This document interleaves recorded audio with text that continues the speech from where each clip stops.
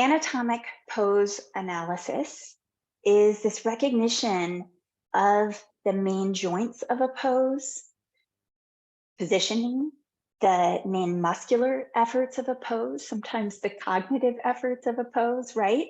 Because Urdhva Hastasana, which is upward facing hands pose, is literally the same position as handstand, but it's a very different cognitive experience, also a different muscular experience. I won't be talking much about the cognitive components of poses in this slideshow, but you'll get a little bit of that in this course class. There's also an ability to see the potential physical limitations that somebody brings to a shape, a yoga pose, and perhaps to be able to see or guess, take a stab in the dark, whether it's a soft tissue issue or a skeletal issue. And this is really important, this little next caveat that I put on the screen, which is that sometimes we learn things in our lineages that are a little bit different than what anatomy or like factual science tells us. And I think it's important to really be able to, catch those, differentiate between those.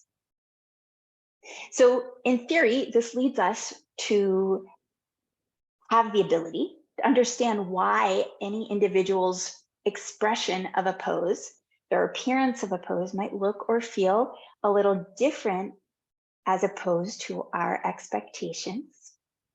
I imagine everybody here has done a yoga pose and we expect it's going to go one way, and then we try it out and it goes another way. That happens. And so why is that? And potentially the ability to know the individual limits or of a pose, like maybe I just know about myself that I'm never going to be in a tortoise pose, for example, comfortably, or that I'm never going to be doing the splits comfortably or something like that. I could know my own limits, or I could know that it's a matter of soft tissue that is changeable, that is not necessarily a limit if I wanted to change it, if I wanted